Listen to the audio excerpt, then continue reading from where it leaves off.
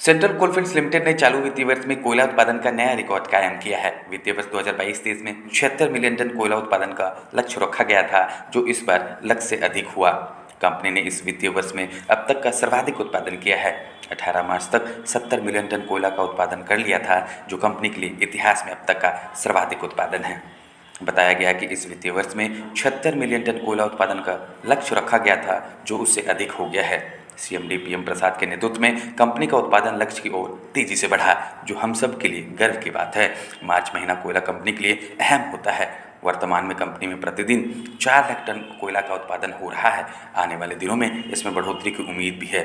Company के उत्पादन को लेकर गंभीर है। इस मामले में राज्य सरकार और विभिन्न जिलों के प्रशासन का भी सकारात्मक सहयोग मिल रहा है।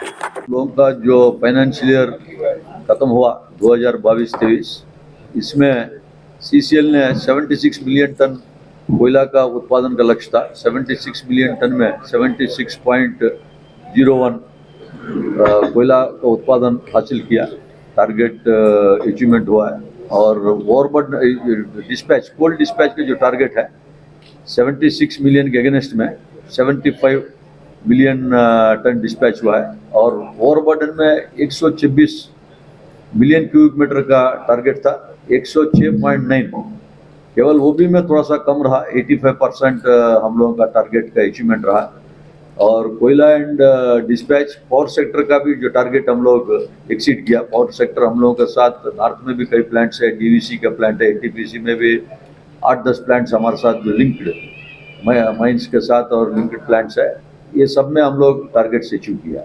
इसमें मेन हम लोगों का central government, ministry of coal secretary और कोल इंडिया चेयरमैन ऑफिस, इधर चीफ सेक्रेटरी साहब का ऑफिस और स्टेट गवर्नमेंट का हेल्प से मुख्यमंत्री का ऑफिस और सभी विभिन्न जिला जहाँ पर सीसीएल कार्यरत है, सभी जिला प्रशासन से भी हमको मदद मिला। और हमारे साथ जो स्टेक होल्डर्स भी लगे हैं, गांव का भी, आसपास गांव, इनका भी हेल्प मिला हमको। और साल भर प्रेस मीडिया का भी सपोर्ट रहा। पूरा सभी लोगों का सपोर्ट के साथ ये कोल टारगेट अचीव किया।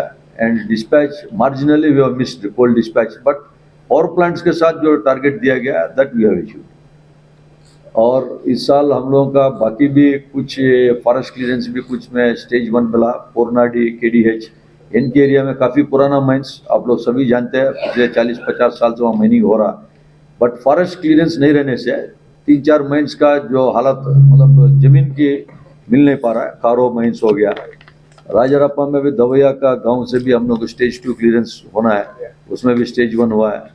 ये पुणे शिवपुर में भी हमारा कुछ वायलेशन चल रहा है, इस बार स्टेज 2 का क्लियरेंस आ गया, अमरपाली का कोल ट्रांसपोर्ट रोड। इस प्रकार का विभिन्न लेवल में हम लोग फॉरेस्ट क्लियरेंस चल रहा है। और नया माइंस भी एक चंद्रगुप्त हम लोग अवार्ड किया है, कोटरे बसंतपुर भी अवार्ड किया है। कोटरे बसंतपुर एक कोकिंग कोल माइन है 5 मिलियन टन का, जिसमें स्टेज 1 क्लियरेंस अभी प्राप्त हुआ है।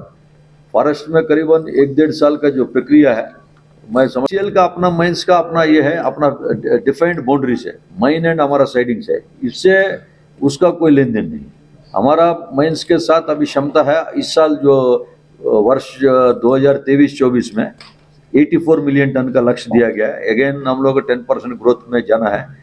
पिछले साल हम लोग 68.8 किया, उसके पहले साल 62.5 किया, तो 10% उधर ग्रोथ हुआ, 10% प्लस इधर ग्रोथ हुआ।